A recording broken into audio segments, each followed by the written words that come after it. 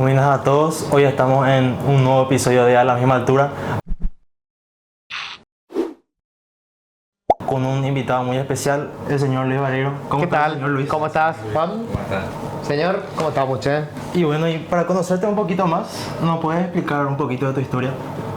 Bueno, a ver, soy periodista, hago periodismo desde los 19 años, comencé en prensa escrita, porque mi profesor en la facultad era Elio Vera, un gran periodista, un gran escritor.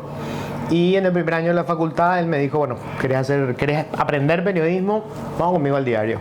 Y bueno, empecé a trabajar con él. La facultad estuvo hasta el tercer año, después ya me fue imposible, pues yo ya estaba como jefe de economía del diario Noticias cuando tenía 24, 25. Y bueno, hice primero periodismo escrito casi los primeros por lo menos 12 o 15 años, después hice radio. Y bueno, después llegó la oportunidad de la televisión y hace por lo menos 20 años que hago televisión, hago noticiero, hago programas de entrevista, hice programas de investigación también en televisión, hice investigación en diarios, sobre todo en prensa escrita. Y bueno, me encanta la economía, hice mucho tiempo de periodismo, sobre todo en el área de economía, y obviamente la política, es fascinante, ¿verdad? Sí. Eso. Y te quería preguntar un poquito sobre cómo recibiste vos ese llamado de tu profesor cuando estabas en la facultad. Tipo, cuando él te dijo para irse, o sea, para que venga a trabajar con él, tipo, ¿qué sentiste en ese momento? Y mira, a ver, Elio Vera para mí era Superman, o sea, era un escritor brillante, tenía un estilo mordaz. Y cuando empezamos recién en la facultad, imaginar que podía trabajar en un diario era el sueño del pibe. O sea, era termino la carrera y voy a ver si existe la posibilidad. Entonces cuando él me dice, vení a trabajar conmigo, se me abrió el cielo, ¿verdad?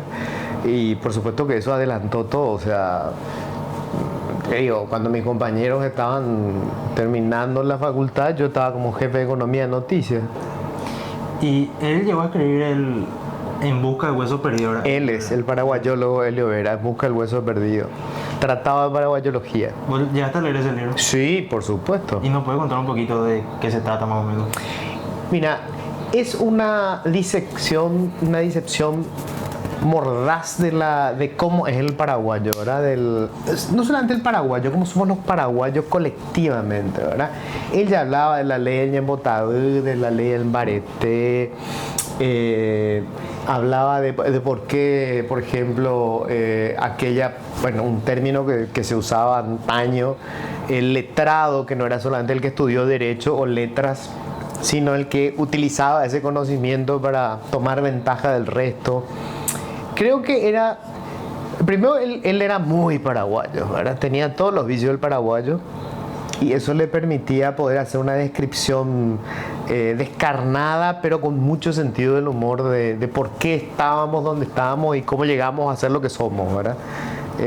Una suerte de un trabajo antropológico, periodístico, con una pluma brillante y con muchísimo humor. Eso es fantástico. Yo a cualquiera le recomiendo que se acerque a lo que es el libro porque es una delicia. Y yo te quería preguntar aún más, ¿de dónde nació tu amor o ese interés por el periodismo? Mira, yo estaba en la secundaria en el Colegio Nacional de Luque y los últimos años de la dictadura, yo terminé en el 89, que fue el año que cayó Stroessner.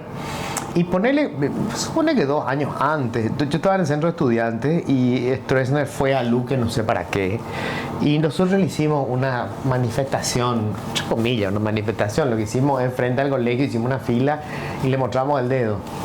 Y bueno, en aquel tiempo no podía quedar eso así, entonces hubo una detención, nos fuimos a la comisaría a pasar la noche, una pavada.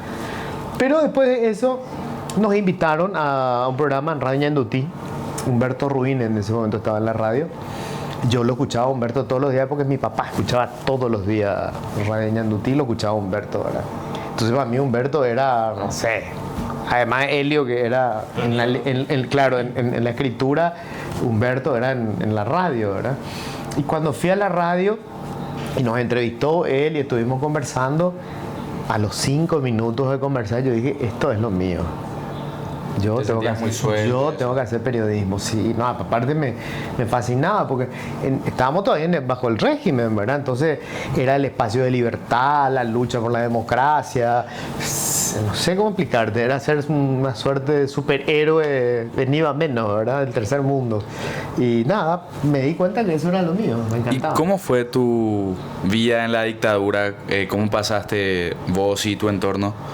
Mira, la verdad que yo tengo que ser honesto, más que nada escuchaba las cosas que pasaban, tenía familiares que habían sido exiliados, mi abuelo, el papá de mi papá, también fue al exilio en su momento, él era un militar, creo que era franquista, él estaba con Franco y cuando vino el golpe él tuvo que huir a la Argentina, de hecho papá por eso nació en la Argentina. Pero la verdad que yo no sentí la dictadura porque estaba en la adolescencia, estábamos en el colegio, estábamos en otra cosa, ¿verdad? Sí, todo el tiempo escuchaba, estaba con la radio todo el tiempo mi papá, entonces yo escuchaba eso. O sea, tenía como un espíritu revolucionario, pero en realidad no hicimos nada extraordinario, vamos, nos tocó la última parte ya. Y después ya, yo empiezo la facultad en el 90, o sea, te imaginas que fue un periodo, un boom, porque se abrieron los periódicos, empezamos la democracia, había como una suerte de romanticismo de que íbamos a cambiar el mundo, íbamos a cambiar primero el país y después el mundo, ¿verdad? Y bueno, después uno se va amargando con los años.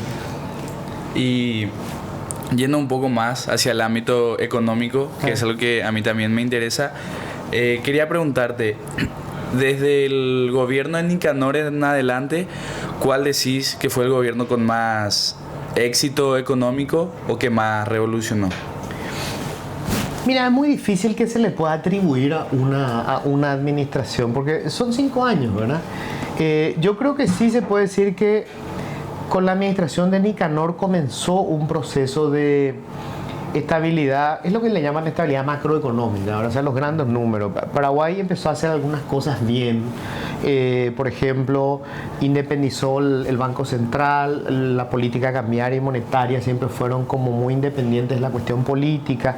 Hacienda a partir de Dionisio Borda cambió para siempre, fue mucho más profesional y eso generó algunas políticas públicas que nos dieron resultados. O sea, mientras los países de la región jugaban con la moneda o emitían plata para poder cubrir gastos, nosotros fuimos más disciplinados. Entonces eso funcionó.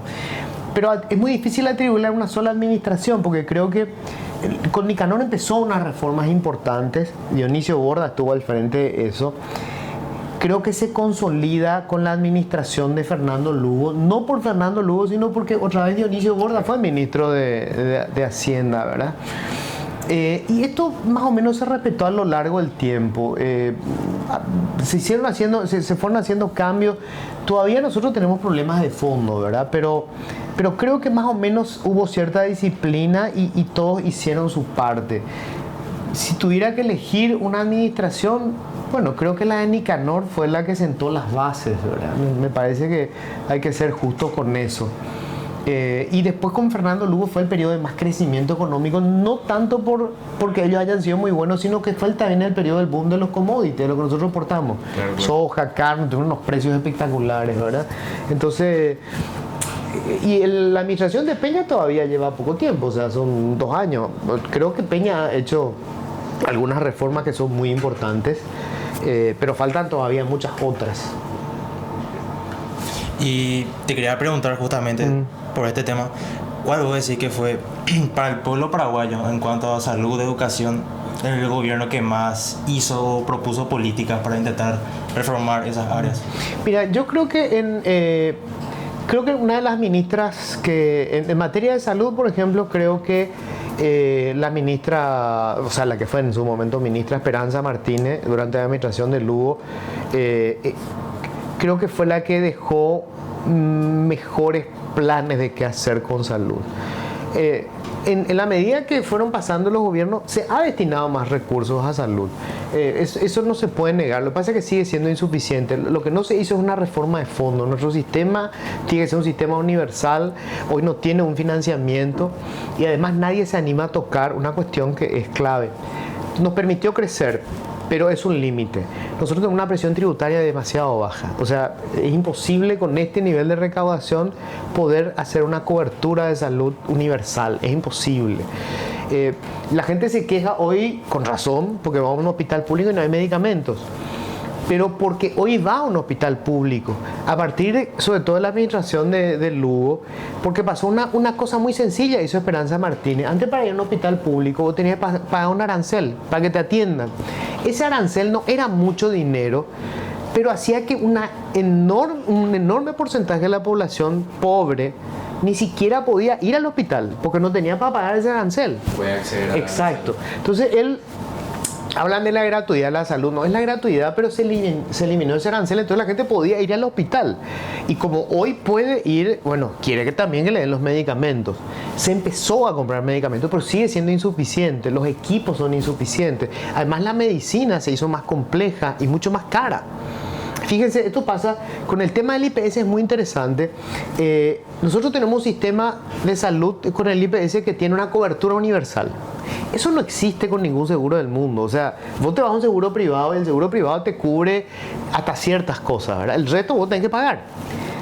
Es fantástico que tengamos un sistema universal, pero para poder financiar eso, vos necesitas un dinero que hoy no tiene el IPS. mayor presión tributaria. Y habría que hacer un mayor aporte por parte del Estado. O sea, sí, tendría que necesariamente cobrar más impuestos. Obviamente, primero hay que hacer que todos paguen, ¿verdad? Pero lo que se paga impuestos es insuficiente para poder financiar. Pero también el tema es que hay poca presión tributaria, se recauda poco. Sí. Y eso combinado a que la gente también no cobra mucho. O sea, tipo, Sí. el 40% nosotros hicimos una investigación este año justamente en la macroeconomía y la microeconomía. Y la microeconomía, la gente trabaja en la informalidad. Sí. Entonces, tipo, no ganan la plata que deberían. O sea, que sería complicado subir los impuestos también. Y tampoco pagan los impuestos. También. A ver, estos problemas son complejos porque nunca sabes, o sea, dónde comienza, cuál es el huevo, ¿es el huevo o la gallina? Me explico. La mayoría de la gente está en el sector informal. ¿Por qué? Y sobre todo porque nosotros tenemos una mano de obra muy poco calificada. El capital humano tiene poquísima formación. La inversión en el capital humano es pobrísima en Paraguay.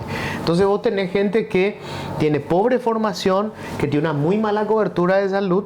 Entonces los empleos en su gran mayoría son informales. Al estar la mayoría en un sector informal y ganar poco, obviamente consumen menos, pagan menos impuestos, hay menos dinero para invertir, entonces es un círculo vicioso. ¿Dónde empezás a romper esto? Obviamente el Estado ha malgastado dinero, ¿verdad? O sea, nosotros si hubiésemos invertido lo que se recaudaba en un 100% en educación y salud, y probablemente tendríamos otros resultados. Pero nosotros hemos gastado muchísimo dinero, por ejemplo, en crear un aparato público que tiene 300.000 funcionarios, que están al santo cohete, ¿verdad? No tiene razón de ser ese número. Lo mismo pasa en la Municipalidad de Asunción. No. Tenemos una cantidad de funcionarios, 9.000 funcionarios, que es un absurdo, un disparate. ¿Por qué? Ascensoristas y eso, ¿no? Claro, hay un problema de fondo que es lo que se llama la clientela política, ¿verdad? En Paraguay, un partido para que gane elecciones necesita prometer cargos en la administración pública. Como en Paraguay la informalidad es tal y los niveles de ingresos son tan bajos, el mejor lugar para trabajar, entre comillas, es el Estado. Porque vos tenés el salario garantizado, tenés una serie de coberturas y nadie te puede echar. Una vez que entraste ahí, nadie te puede echar. Sos intocable. Entonces, el sueño del pibe es entrar al Estado. Pero eso nos genera un culebrón, porque se nos come buena parte de la plata, ¿verdad? Eso ha ido cambiando con el tiempo. Hoy estamos, digamos, es menos rígido nuestro presupuesto, pero sigue siendo todavía, está como muy constreñido a esos gastos rígidos. Y además se nos aumentó la deuda, ¿verdad? Lo que pasa es que como no alcanzaba la plata para hacer inversión en obras públicas, la única forma que encontramos fue endeudarnos. Nos hemos estado endeudando de manera sistemática. El bicicleteo. Sí, claro, hoy ya entramos en el bicicleteo, que es cuando vos ya tomás crédito para pagar un crédito anterior. Entramos en ese terreno. Todavía nosotros no estamos en una situación muy complicada. Para que vean nomás, a ver, acá en Paraguay se plantea de repente, tenemos que ser como El Salvador de Bukele. El Salvador tiene una deuda que es el 89% de su PIB. O sea, el 89% de toda la riqueza que genera ese país, a eso equivale su deuda. Mientras que la deuda en Paraguay todavía está alrededor del 46, 47. Es mucho. Pero no estamos a niveles, digamos, desbordantes. Pero bueno, es complejo. La economía es muy compleja. O sea, no hay una sola salida, ¿verdad? Y te quería preguntar acerca de... Viste que vos me dijiste que el Estado es clientelista. Sí. ¿Tú dirías que eso heredamos del estronismo? Sí, por supuesto. O sea, a ver, si algo construyó los 35 años del régimen de Stroessner, lo que hizo fue consolidar el poder del partido. Acá la famosa trilogía era gobierno, Fuerzas Armadas, Partido Colorado. Eran uno solo, porque además Stroessner era el presidente de la República, era el comandante de las Fuerzas Armadas y era el presidente del Partido Colorado. O sea, él reunía todos los poderes. Entonces, todo el aparato público se convirtió en la base del Partido Colorado. Para poder entrar al Estado tenía que afiliarte al Partido Colorado. Eso es un disparate. Hay gente que todavía tiene eso en la cabeza como si fuera normal y eso no es normal. El Estado contrata gente para un servicio determinado. No tiene nada que ver la vinculación política.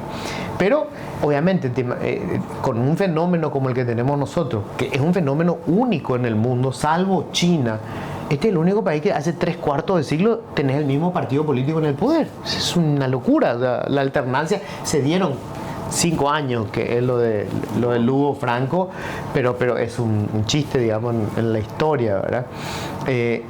La política de la clientela como herramienta para ganar elecciones, ya no es solamente el Partido Colorado, se convirtió en un modelo político.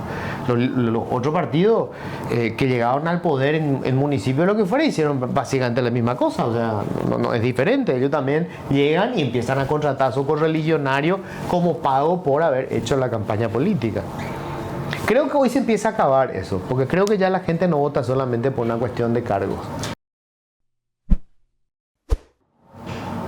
No, y viste que lanzaron la candidatura de Pedro Aliana. O sea, Cartes en una convención colorada Sí. lanzó la candidatura de Pedro Aliana, ¿verdad? Y de Raúl Latorre como presidente, o sea, la fórmula, ¿verdad? Como vice. Como dice, exactamente. Y bueno, yo me puse a ver así, tipo, en comentarios de TikTok, ¿verdad? ¿Qué opinaba la gente? Y salimos a preguntar también a la gente en la calle, ¿verdad? Y nos vemos nosotros que el Partido Colorado ni la oposición tenga la fuerza política como para... O la voluntad política de hacer un verdadero cambio dentro del Estado paraguayo. O sea, el Partido Colorado lo que tiene es la fuerza, o sea, el aparato que ya viene construyendo de la dictadura, ¿verdad? Pero tiene un verdadero líder así para la revolución del Paraguay. Lo que pasa es que, a ver, primero no hay liderazgo fuerte hoy en Paraguay, no existe, ¿verdad? Creo que el liderazgo más fuerte es en este momento de Cartes, pero que se basa sobre todo ya no solo en el poder económico. Él construyó un poder que es peligroso incluso. Pero, a ver, lo que tiene el Partido Colorado es el aparato, ¿verdad? Y además el que controla el aparato hoy es Cartes. O sea, es lo que está haciendo cuando ya se adelanta tanto y anuncia que este es su candidato para ser el sucesor de Peña. Él creo que lo que teme es que en el Partido Colorado se dé lo que se ha dado siempre. El Partido Colorado es muy particular. Internamente funciona la democracia dentro del Partido Colorado. Casi siempre la disidencia colorada gana las internas. O sea, la alternancia se da por al interior del Partido Colorado. Fíjate vos, Nicanor, que no tuvo malos resultados, va a las internas, gana su candidata Blanca Ovelar, pero en una elección muy forzada, el que pierde, que Catiglione asegura que ella hizo trampa, bla, bla, bla, van a las generales, pierde el Partido Colorado. O sea, la única vez en que el candidato del oficialismo gana la interna, pierde las generales. Después vos te vas al año siguiente, o sea, Cartes llega al poder, ¿verdad? El candidato de Cartes era Santi Peña, pierde la interna colorada, gana Mario Abdo Benítez. Después del gobierno de Mario Audo, el candidato del oficialismo era Vince, el candidato de la oposición en ese momento es Santi Peña gana las internas, gana las generales. O sea, hay una lógica. O sea, en el periodo de Guasmosi pierde las elecciones. En el tiempo de Rodríguez, ya fíjate vos, Rodríguez es el candidato, o sea, es el presidente, Guasmosi era el candidato del oficialismo. La disidencia era Luis María Argaña. Argaña gana las internas, le roban las internas, se las dan a Guasmosi. Después de las elecciones, ya siendo Guasmosi, el candidato del oficialismo era un ingeniero que quedó tercero en la interna. El que gana es Lino César Oviedo. Y Argaña, que había pautado con el oficialismo, pierde esas internas. Después de haber sido él el gran ganador de todas las internas coloradas, pierde con Oviedo. Le sacan a Oviedo. O sea, en la lógica interna del Partido Colorado, la disidencia siempre gana. Entonces lo que hace Cartes, que teme que la disidencia le vuelva a pasar la factura, como hizo en el tiempo de Mario Audo, lo que hace es adelantarse, ¿verdad? Pero es muy pronto para saber qué va a pasar. El Partido Colorado puede darte muchísimas sorpresas todavía. Y yo quiero saber tu opinión más sobre la polémica que hubo en estas semanas de la caja de jubilación, de profesores, de los jubilados VIP que tienen los legisladores. Sí, bueno, ese es un problema económico inmediato, ¿verdad? Y no puedo estar sino de acuerdo con el proyecto que plantea el Ejecutivo, porque la caja fiscal es el sistema previsional de los funcionarios públicos. Es un sistema de reparto. En un sistema de reparto, los nuevos aportantes básicamente financian a los que ya se jubilaron. Entonces, para que eso funcione, siempre el número de nuevos aportantes tiene que ser muy superior a los que ya se jubilaron. La caja fiscal es un fraude desde el comienzo, porque nunca vas a tener la cantidad de nuevos funcionarios. El Estado no puede contratar de manera indiscriminada, ir aumentando exponencialmente. No, es imposible eso. Entonces, en algún momento, la cantidad de nuevos aportantes pasa a ser inferior a la cantidad de los que ya están jubilados, o igual, y empieza a tener un déficit. ¿Qué es lo que pasa ahora? Lo que no es admisible es que, a ver, este sistema de reparto de los funcionarios públicos está cerrado solamente a los funcionarios públicos. O sea, los beneficiarios de la caja son los funcionarios públicos. Nadie que no sea funcionario público es un beneficiario. ¿Por qué cuando esta caja tiene déficit, esta otra gente que no tiene nada que ver, que son los que pagan sus impuestos, tienen que financiar el déficit? Es un absurdo. Claro. 380 millones de dólares el año pasado del dinero de los contribuyentes se usó para cubrir ese déficit. Eso es inadmisible. Eso es sobre la caja fiscal. Es un problema grande, 380 millones de dólares. El problema de la caja parlamentaria es chiquita, pero es un problema moral. Porque el monto que el déficit que va a tener la caja parlamentaria, porque es un fraude desde el vamos, no es mucho para el presupuesto total, pero es inadmisible en términos morales.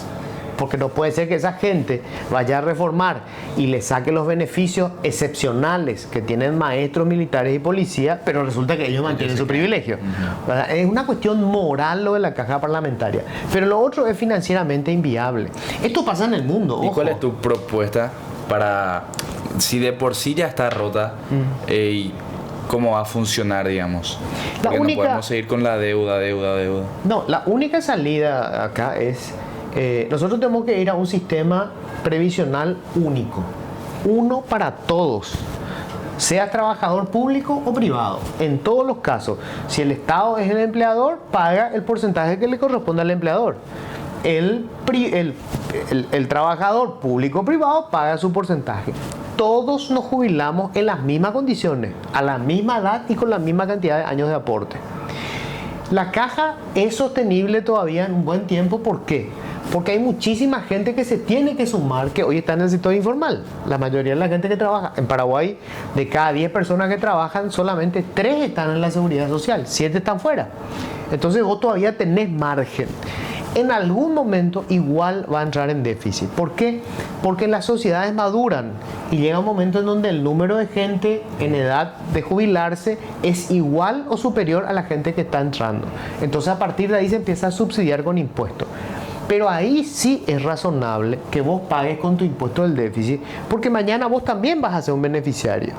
Entonces, sí es un sistema solidario. Eso pasa en todos los países. Japón, Brasil hizo hace poco un ajuste también porque tienen un tremendo déficit. Eso pasa en el mundo.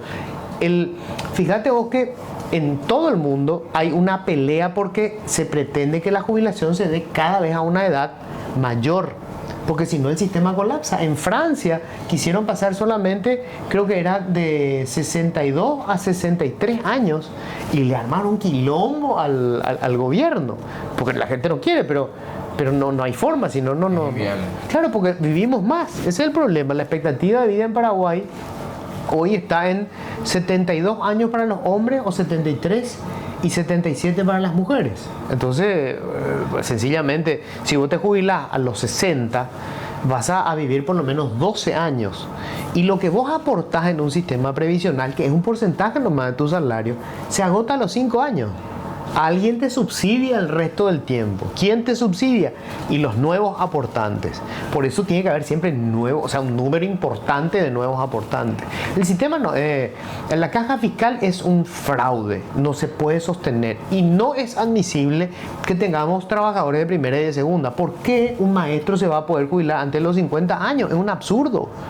Y el resto tiene que esperar a los 60 o a los 62 años. Eso no es admisible. Los legisladores que con un periodo ya pueden... Eso sí que es luego absolutamente impresentable. O sea, no hay forma de defender eso. Ellos lo que tienen que hacer durante el periodo que están ahí, siguen aportando al IPS sobre el monto de su dieta. Punto. Cuando terminaron de ser legisladores, si cumplieron 60 años y tienen 30 años de aporte, se pueden jubilar. Si no, no, siguen aportando desde donde se vayan.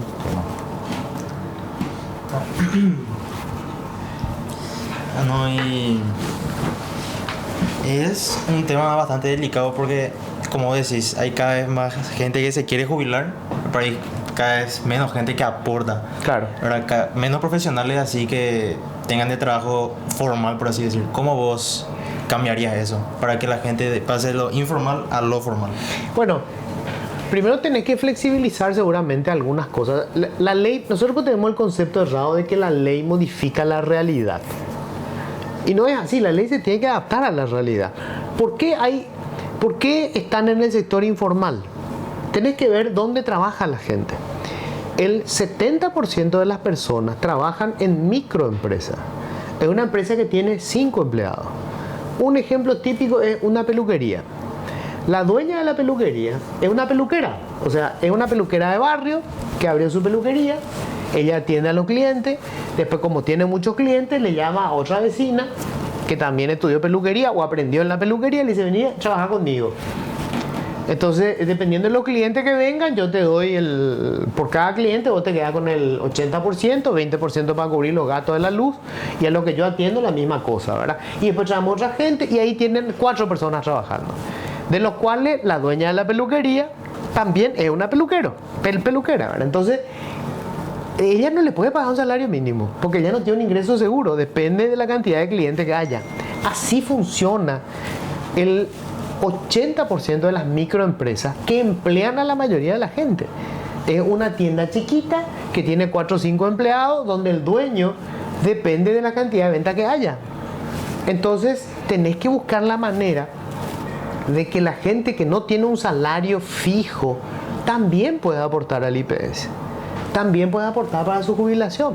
Tenés que buscar la forma de flexibilizar para formalizar, no pretender. Algunos creen que es una cuestión de que vos saques una ley y diga, o por ejemplo vaya el fiscalizador del Ministerio del Trabajo y voy a buscar todas las peluquerías, todas las peluqueras hasta que tienen 4 o 5, o le pagás el salario mínimo o te cierro.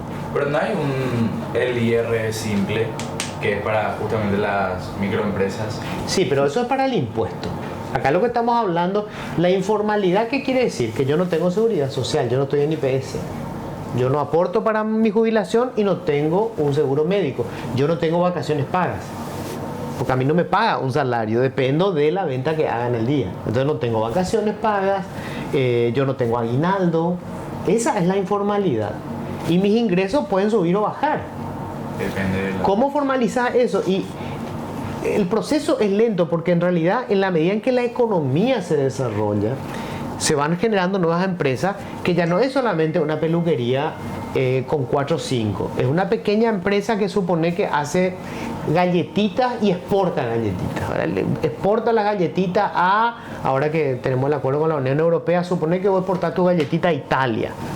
Bueno, ahí ya tenés un flujo de ingresos que te permite pasarle en el registro del IPS a tus empleados, pagarle el salario mínimo o más del salario mínimo.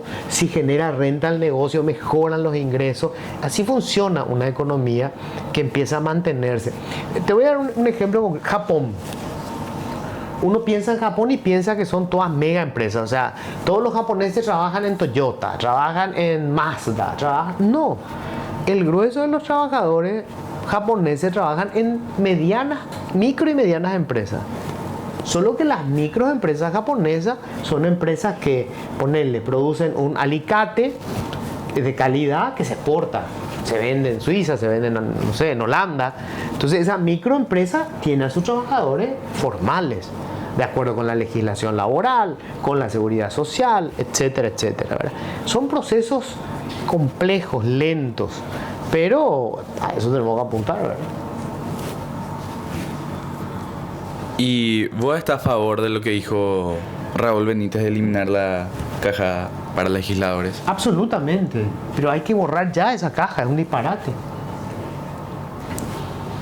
¿Qué quieres? Bueno, ahora a un nivel más personal, yo quería preguntarte como un consejo que le darías a un joven que ahora está empezando, no solo el periodismo, sino que una carrera o algo. Un consejo que le darías a un chico. Mira, el mundo está cambiando aceleradamente. La inteligencia artificial está generando una revolución que no se vio nunca. Entonces, yo no tengo idea de lo que va a ser el mundo en 10 años, en 5. Pero creo que hay cosas que no van a cambiar. Una es leer.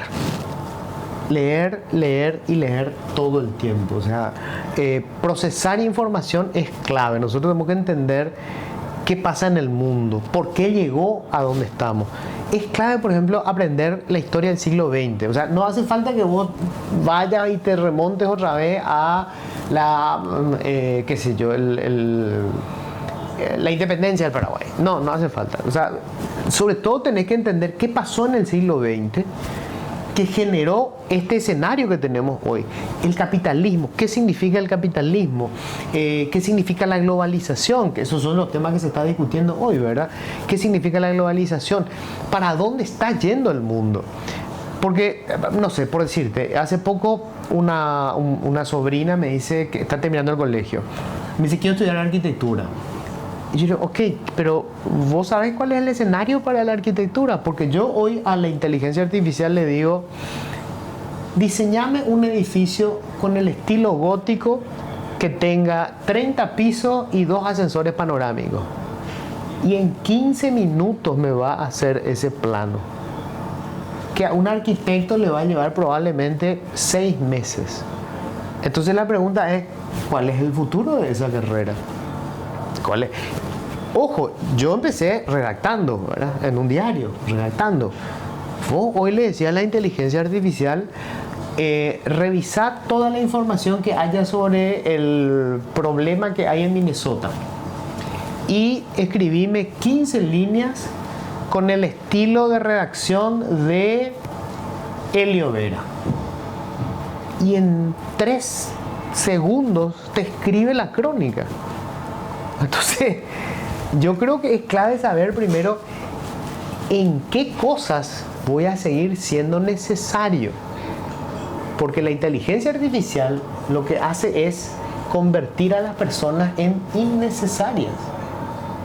Los médicos, hoy vos tenés médicos que se especializan en imágenes, que son los que leen la radiografía, ¿verdad? En una tomografía computada.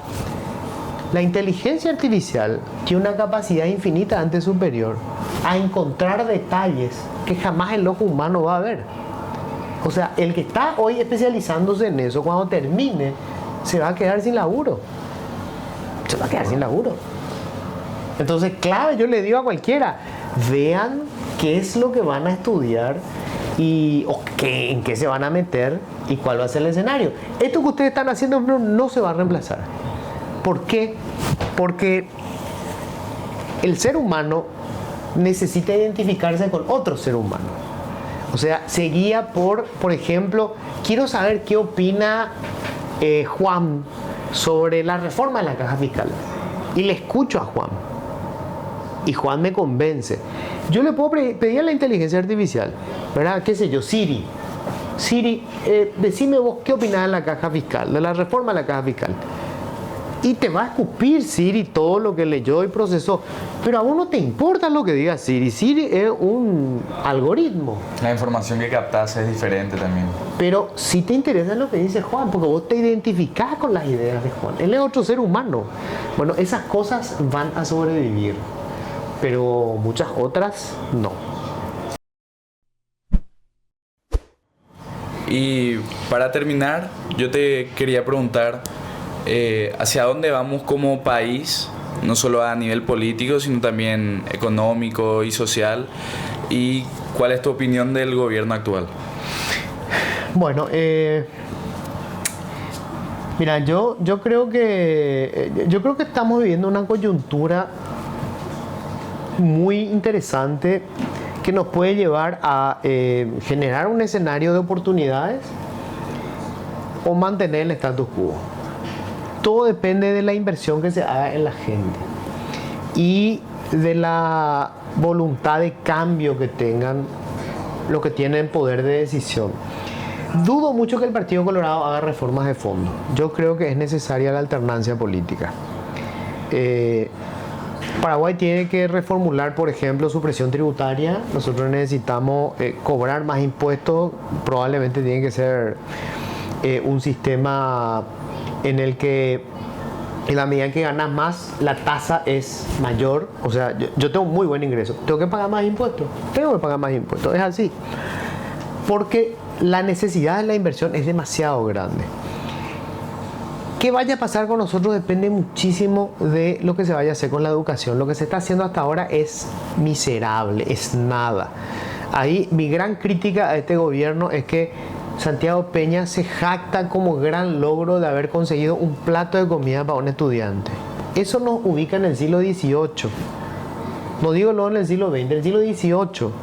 O sea, hoy el estudiante necesita manejarse con la inteligencia artificial, necesita entender de robótica, tiene que entender lo que está pasando en el mundo, tiene que hablar como si fuera su lengua madre el inglés. Pero resulta que nosotros nos jactamos porque le pusimos un plato de comida. Eso es terrible. Eso es condenarle a toda una generación a que sean informales. Bueno, allí esa es mi principal crítica. Lo otro es que si nosotros no reformamos el sistema judicial no vamos a irnos a ningún lado. O sea, para que funcione un país vos necesitas un Estado de Derecho. Eso quiere decir, tiene que haber reglas que rijan para todos. Y quienes rompen las reglas tienen que pagar. Nosotros estamos muy lejos de eso todavía. Ahí es en donde fracasamos estrepitosamente. Eso es lo que se llama institucionalidad. Porque eso te da previsibilidad. O sea, vos te vas a Corea del Sur y vos podés ser comunista, marxista, podés ser maometano, vos podés ser lo que quieras. Pero hay reglas. Vos violás las reglas y te van a caer encima. Vos te manejás de acuerdo con las reglas y podés tener un éxito o podés fracasar. Y tenés oportunidades, que es clave. Nosotros lo que necesitamos es generar oportunidad. No vamos a salvarle a todo el mundo. O sea, yo no creo en los subsidios para todo el mundo. Me parece que este tema del subsidio para la tercera edad es un disparate. Lo que nosotros necesitamos es que la gente aporte para su jubilación, pero jamás vamos a estar pudiendo. Imposible repartirle plata a todo el mundo. Eso no existe. Pero sí tiene que haber oportunidades. O sea, tengo que tener la misma oportunidad si soy el hijo de la verdulera que si soy el hijo de Bierzi. Y hablando de oportunidades, ¿vos dirías que la inversión que está llegando de Brasil, cómo podría beneficiar eso al Paraguay? ¿Qué oportunidades le da a los paraguayos? No, tampoco está llegando una inversión masiva. A ver, nosotros tenemos que entender que las inversiones, el capital busca negocio, ¿verdad? La inversión que viene de Brasil viene porque se pagan menos impuestos y lo que hacen es, por ejemplo, en la maquila, hacen autopartes que le venden a la industria automotriz de Brasil, ¿verdad? Entonces a Brasil le conviene. Ahora tenemos un acuerdo con la Unión Europea. Europa hace autos de lujo, ¿verdad? Alemania hace autos de lujo. Esos autos de lujo tienen asientos de cuero. Si nosotros somos eficientes y mucho más baratos haciendo asientos de cuero, bueno, acá se van a instalar las empresas que hacen asientos de cuero. Eso no va a ser sustituido por una AI. Alguien va a tener que hacer esos asientos de cuero, ¿verdad? Mano de obra. Ese es el punto. O sea, ellos, por ejemplo, te plantean, Paraguay tiene energía barata, tiene energía abundante, todavía se nos va a acabar. Pero vamos a suponer que viene una de estas empresas de inteligencia artificial, qué sé yo, cualquiera de estas monstruos que están hoy en el mundo. Dicen, bueno, me voy a Paraguay porque la inteligencia artificial consume grandes cantidades de energía. Viene a Paraguay. Ok, nos vamos a instalar. Lo primero que preguntan es, ¿cuántos ingenieros informáticos tienen en todo el país? No sé, 500. Ok, ¿cuántos hablan inglés? 50. ¿Cuántos hablan chino? 2. Te fuiste a la puta. Ese es el punto. O sea, nosotros lo que tenemos que pensar es decir, ok, lo que se va a necesitar son ingenieros de robótica que hablen inglés y que hablen chino. Eso tenés que formar ahora, pero darle la oportunidad al chico que está en San Pedro y que está terminando la secundaria, darle la oportunidad al tipo para que estudie, mostrarle cómo funciona, ¿verdad? Resulta que terminan todo y vos le preguntás, ¿qué vas a estudiar? Y voy a estudiar nutrición, porque es corto, porque nutrición yo le pido hoy a mi inteligencia artificial, ¿verdad? Haceme un plan para bajar 3 kilos en 2 meses y te hace la inteligencia artificial. Oportunidades hay que dar, y eso depende de políticas públicas inteligentes, que no va a ser estos imbéciles que están en la clase política lo que van a definir. Lo que tiene que hacer es traerle a los técnicos, traerle al tipo que sabe, decirle, hermano, ¿qué hacemos para poder formar capital humano de calidad? Y traerle a los taiwaneses, o sea, para eso tenemos el contacto. Taiwán, ustedes saben por qué a China le interesa Taiwán, que es una islita de Morondanga. Por su capital humano. Porque hoy Taiwán, tiene el tamaño de Itapúa, Taiwán, y tiene, creo que son ellos 23 millones de habitantes. Nada, China son 1.400 millones de habitantes. Es el principal productor de chips en el planeta, de los microprocesadores, que es la materia prima para hacer teléfonos, autos eléctricos, armas. La tecnología más sofisticada de microchip la hace Taiwán. El 90% de los chips de alta generación se producen en Taiwán. Es una empresa taiwanesa la principal productora. Ese es el interés de China. Y nosotros tenemos un vínculo con Taiwán y nosotros estamos preocupados si le vamos a vender o no le vamos a vender carne de cerdo. No, nosotros podemos estar pensando en eso, ¿verdad? Che, socio, vení acá a montar, formame gente, mando yo a Taiwán. Eso es mirar a futuro. Y no sé, la verdad que me gustó mucho esta reflexión y no sabría si pedirte una otra vez, ¿verdad? Porque esta fue muy formidable, la verdad, me gustó mucho. ¿No querés dar una pequeña reflexión? Si es que da tiempo. Mira, nosotros necesitamos revolucionario, pero de otro tipo. O sea, vos ya no necesitas al tipo que se cale la boina del Che y que se vaya con el arma a la selva. Nosotros necesitamos gente que tenga visión, ¿verdad? Que vea lo que va a pasar, que vea lo que está pasando. O sea, estos personajes, Elon Musk, todos estos tipos, ¿verdad? ¿Qué es lo que tuvieron? Visión. ¿Te imaginas que Elon Musk dijo, voy a hacer autos eléctricos? En un momento en el que la combustión, o sea, los motores a combustión eran los reyes, ¿verdad? ¿Qué puta vas a invertir en esto? Y se convirtió Tesla en lo que se convirtió, ¿verdad? Necesitamos visión y necesitamos no achicarnos. O sea, decir, no, pero ¿qué? Paraguay, ¿qué va a producir? Bueno, ¿quién se hubiera imaginado que Taiwán iba a ser el principal productor de chips, de microprocesadores del planeta? Tenés que ver cosas que son estratégicas. Hoy, el petróleo no es lo más importante. Hoy, ¿saben qué es lo más importante? Hoy lo más importante en el mundo se llama tierras raras. Ya habrán escuchado. ¿Por qué está interesado Donald Trump en Groenlandia? ¿Qué tiene Groenlandia? Tierras raras. ¿Qué es tierras raras? Los metales. Son 17 tipos de metales distintos que son la base para toda la tecnología. Hoy, ¿cuál es la tercera mayor reserva de tierras raras en el mundo? ¿Dónde está? En Brasil, en la frontera con Paraguay. Quiere decir que acá hay tierras raras. Bueno, alguien tiene que estar explorando eso. Alguien tiene que estar trabajando en eso. Alguien se tiene que estar formando en la universidad. Vos tenés que ir a los colegios y decirle, chicos, estudien geología y especialícense en esto, tierras raras. ¿Tierras raras? Sí, hermano. Cuando vos termines la facultad, te van a pagar $40,000 para que vos seas un ingeniero en tierras raras, porque es el petróleo del nuevo siglo. Eso es lo que necesitamos, visión. Bueno, muchísimas gracias. Muchísimas gracias. Dale, che, por favor, un placer, chicos. Muchas gracias. Sigan adelante. Cerramos. Cerramos.